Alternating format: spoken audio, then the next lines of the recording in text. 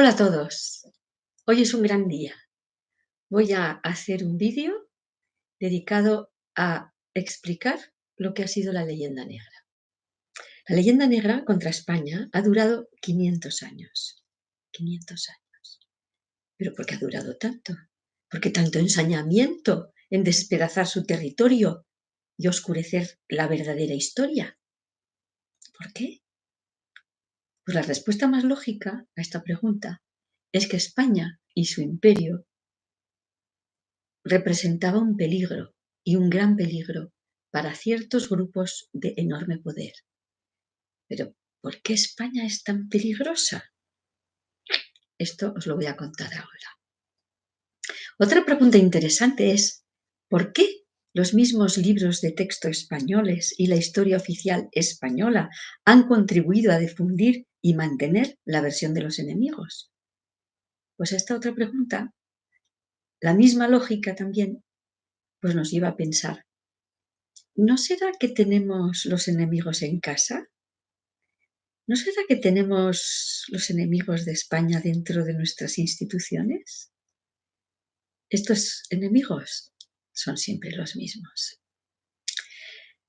Después de mucho cavilar, he llegado a la conclusión de que la leyenda negra ha sido una guerra espiritual, porque sus enemigos no quisieron adueñarse de sus riquezas, sino, por encima de todo, lo que quisieron fue destruir la hispanidad, destruir la cristiandad. Y todo esto os lo voy a contar ahora. Érase una vez un imperio en el que no se ponía el sol, un imperio en el que se hablaban cientos de lenguas, pero por alguna razón que jamás se estudió, la que más se propagó no fue la de la que mejor hablaba el emperador, sino la que hablaban unos hombres recios que venían de un altiplano despoblado, con amplios horizontes y lluvia escasa, fríos inviernos y veranos de infierno. ¿Cómo fue posible que unos pocos miles de castellanos hicieron que 5 siglos después más de 500 millones de personas hablaran su misma lengua? Pues más fácil es encontrar una aguja en un pajar que responder a esta pregunta. Aquella lengua debía tener algo muy especial porque muchos pueblos la adoptaron bien pronto, como los vascones, por ejemplo, y sin que nadie les obligara a ello. Aunque en el siglo XX algunos malvados compatriotas de aquellos vascones fieros y valientes navegantes que habían dado la vuelta al mundo y su vida por el imperio, ahora sus descendientes se hacían las víctimas de una imaginaria persecución mientras inventaban una historia peregrina de imposiciones injustas y dictatoriales que solo existían en su imaginación. Aquella lengua era potente y sonora, clara, sincera, predispuesta a las bromas, ocurrente, emotiva y de gran plasticidad. De tal manera era útil como herramienta de comunicación que 5 siglos después de la llegada de los primeros españoles, seguían creciendo su número de hablantes hasta llegar a invadir en el norte del continente americano al poderoso y temido Imperio del Tío Sam. Y este triunfo del español aconteció sin ninguna ayuda oficial, sin institutos de la lengua ni oficiosas embajadas. Sí, aquella lengua crecía sola, por sí misma, por su contagiosa alegría y seductora vitalidad, por ser la lengua transmitida por las madres a sus hijos y una lengua amada por poetas, músicos, oradores, y escuchada, leída y cantada por el público en todo el planeta, aunque fuera despacito. Crecía esta lengua universal sin esfuerzo ni ayuda, a pesar de que en la península algunos aldeanos supremacistas perseguían a los niños que la hablaban en los patios de los colegios, ¿sí? Pero eran aquellos risibles ataques de poca monta y breve recorrido, y no conseguían siquiera arañar remotamente su calidad y prestigio. Más bien, daban lástima los que, pudiendo hablar con corrección y fluidez una lengua universal para comunicarse con millones en todo el planeta, preferían limitarse a su lengua oficial, perdiendo así perdiendo así sus grandes oportunidades de compartir todo tipo de arte, sapiencia y conocimientos. Cuán inmenso debió ser el ejército de aquel imperio para conquistar tantas fanegas de tierra. Pues eso fue lo más extraño, que no fueron tantos. ¿Y cómo empezó aquel imperio? Buscando un camino más corto hacia las Indias, un navegante, dicen que genovés, intentó convencer durante años al monarca portugués, pero este no tenía más interés que seguir con el comercio por las costas, rodeando África por el Cabo de Buena Esperanza, y desoyó la propuesta del conocido como Cristoforo Colombo en italiano y Cristóbal Colón en español. Así fue la reina de Castilla la que se interesó por su proyecto, pero la financiación la adelantó su amigo sefardí converso, el valenciano Luis de Santángel, y así partió Colón hacia el oeste.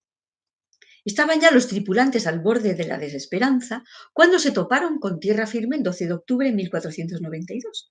A su regreso a España y ante su reina Isabel, reconoció el almirante Colón que no había encontrado ni oro ni especias, pero que al menos había gente que se podría esclavizar, propuesta a la que la monarca castellana contestó que aquellos indios no serían esclavizados, puesto que ya eran súbditos suyos y tendrían el mismo trato que cualquier otro habitante de su territorio.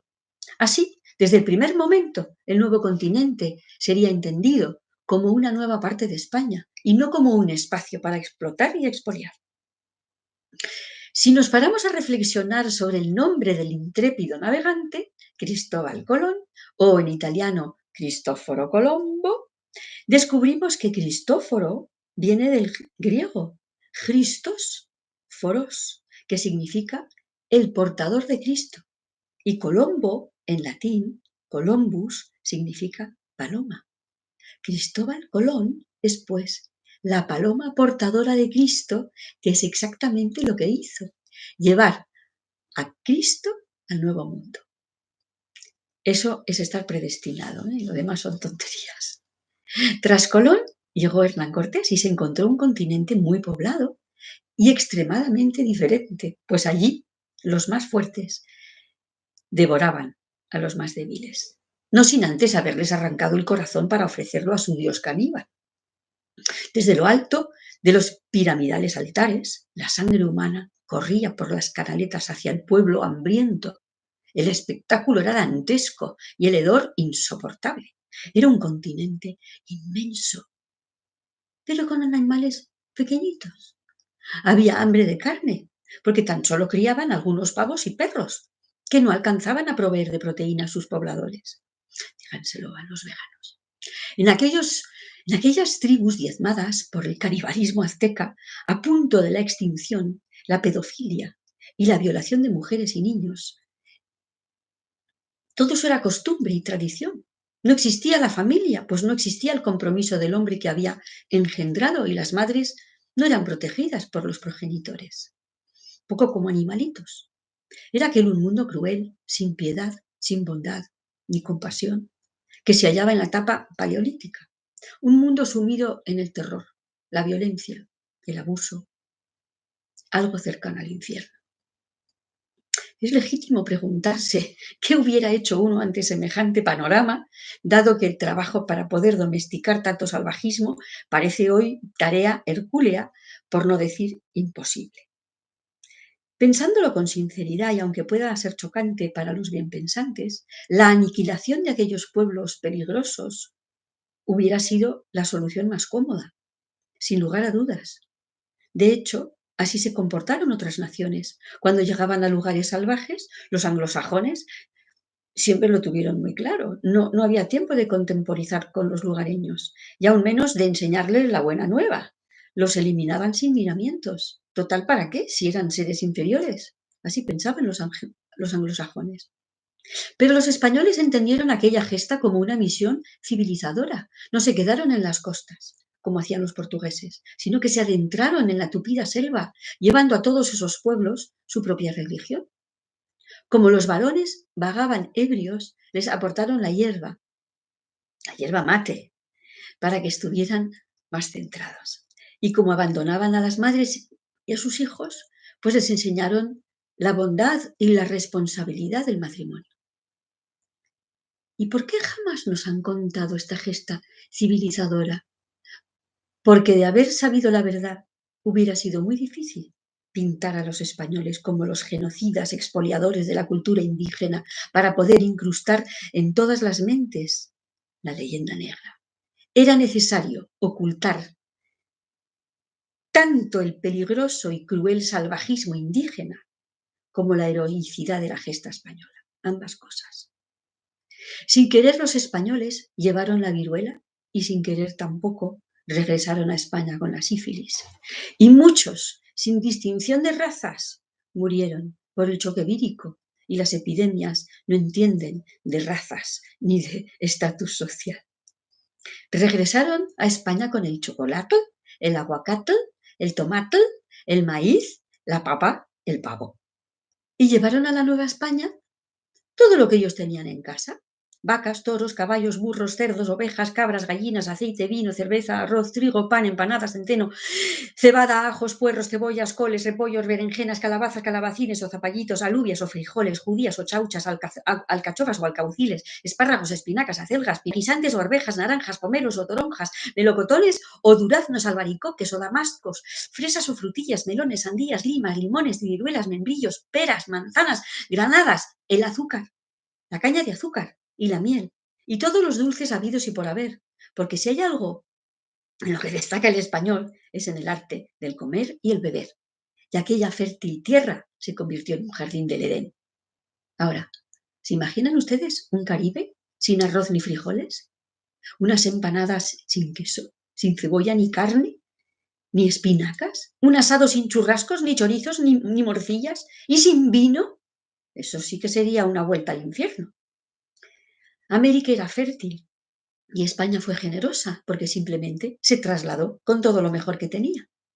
Y aunque parezca imposible, 30 años después de llegar, ya estaban organizando las ciudades de nueva planta con sus cabildos, hospitales tanto para cristianos como para indios. Así mandó la ordenanza la reina Isabel a Nicolás de Obando.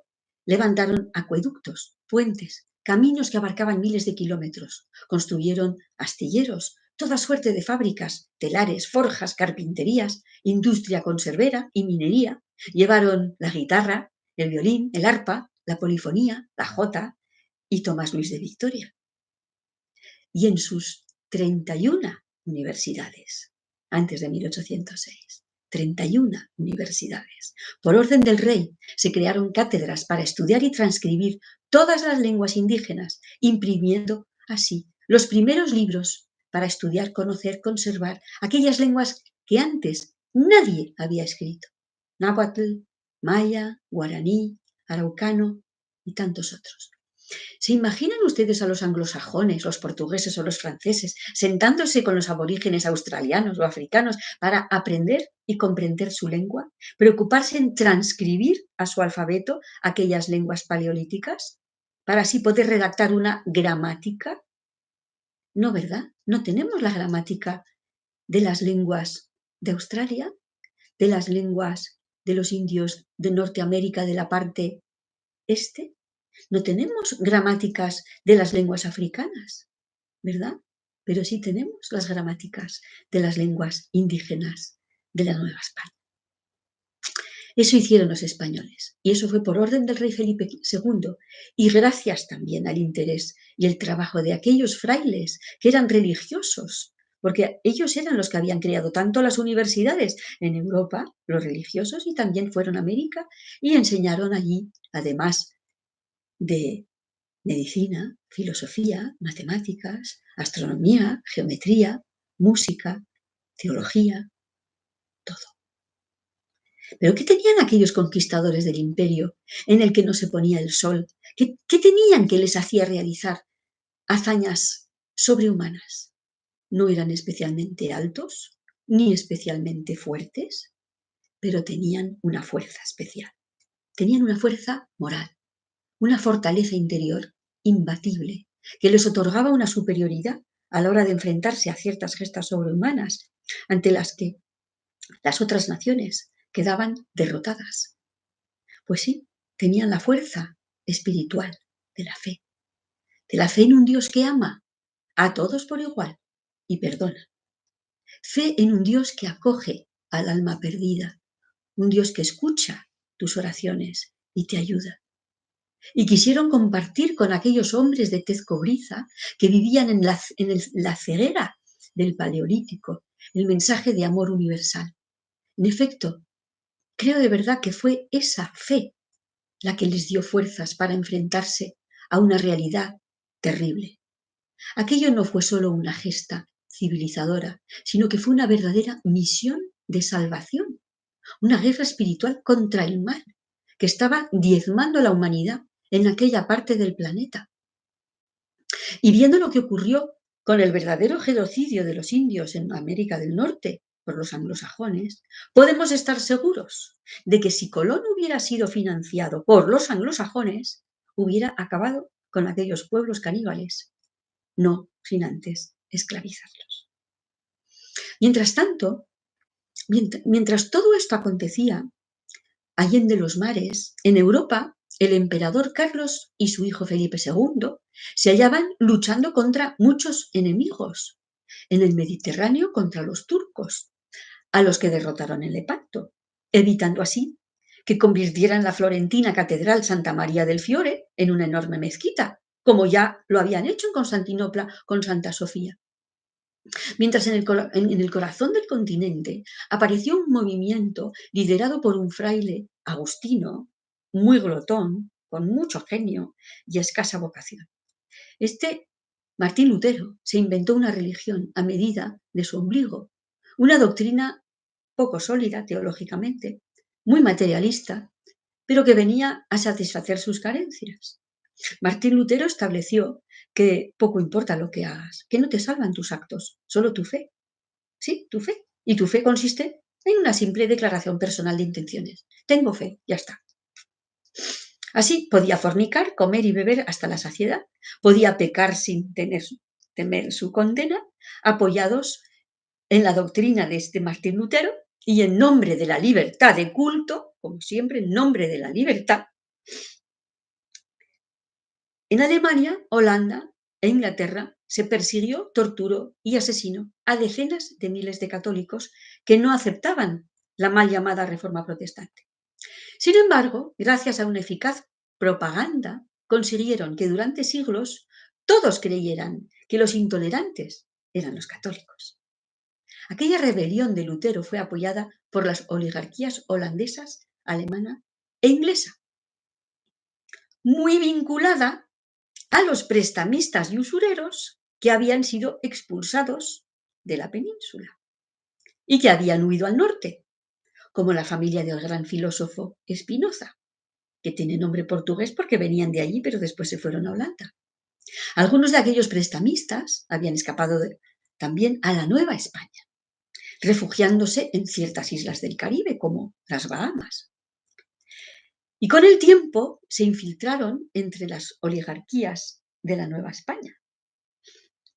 Estos prestamistas y usureros colaboraron secretamente durante siglos con los piratas anglosajones, pues eran enemigos históricos de la católica España. Y en el siglo XVIII se unieron a la masonería anglosajona, si no la fundaron. Y provocaron así, gracias a la masonería infiltrada en la Nueva España, la masonería inglesa, provocaron la división de la Nueva España en una miríada de países que se enzarzaron en guerras civiles, unas guerras en las que los ejércitos libertadores estaban formados por tropas inglesas y mercenarias, mientras frente a ellos estaba el pueblo autóctono, formado por criollos, mestizos e indígenas que eran fieles al rey, porque querían seguir siendo españoles. Esta parte de la historia no nos la han contado así, ¿verdad? Pero todo esto que había ocurrido se ocultó y se contó al revés. Y durante siglos esta oscura leyenda se remachó en todas las mentes, hasta en el más remoto lugar del planeta. Los salvadores españoles, creadores de riqueza y de prosperidad, fueron presentados como los destructores. Y los traidores que habían provocado destrucción, atraso y muerte, fueron homenajeados y vitoreados como los libertadores. A vista de pájaro parece que los enemigos del imperio, donde no se ponía el sol, siempre fueron los mismos, aquellos del año cero, aquellos que estaban decididos a acabar, con los que habían decidido seguir el mensaje del Nazareno, que vino a anunciarnos que la salvación es posible a través del amor y la compasión. Aquel imperio donde no se ponía el sol era la prueba viva de que se podía vivir en paz y en prosperidad, pagando solo un 20% de impuestos y, sobre todo, sin necesitar endeudarse con préstamos impagables. Aquel imperio debía ser destruido, porque era la demostración de que la riqueza y la felicidad de un pueblo y de un reino no pasa por el abuso, la explotación y la usura. Aquel imperio debía ser desmembrado, porque la unión hacía su fuerza, una fuerza imbatible, la mayor fuerza civilizadora del planeta. Los enemigos históricos de España no podían consentir que ese sistema político y económico se mantuviera, porque podría replicarse y eso haría peligrar su profesión esclavizadora de prestamistas y usureros. Por tanto, estaba claro, había que destruir el imperio, construido sobre unos valores morales que llevaban a la felicidad y la prosperidad. Aquello era el bien y aquello debía ser aniquilado. Hispania delenda est. Hispania debía ser destruida.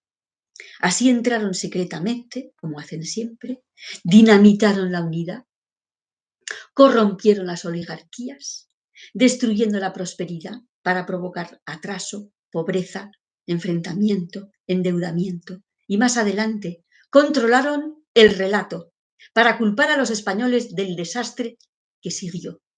Y ellos fueron los creadores de la leyenda negra y ellos han sido los que mantuvieron la leyenda negra durante 500 años.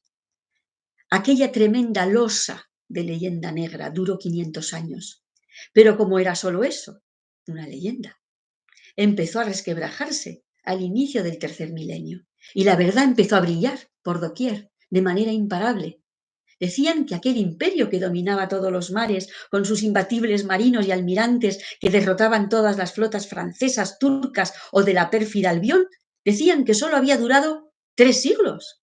No, porque 500 años después, aquel imperio volvió a unirse, porque no solo todos compartían un pasado común y brillante y su hermosa lengua, sino que otros lazos invisibles, espirituales, seguían vivos a través del tiempo y el espacio, y de forma casi natural, aquel cuerpo desmembrado por sus enemigos históricos se recompuso y resucitó con toda su fuerza para no apagarse jamás. Y ya nunca nadie se atrevió siquiera a mentar la leyenda negra, so pena de caer en el más ridículo y absoluto desprestigio. Viva la hispanidad unida siempre.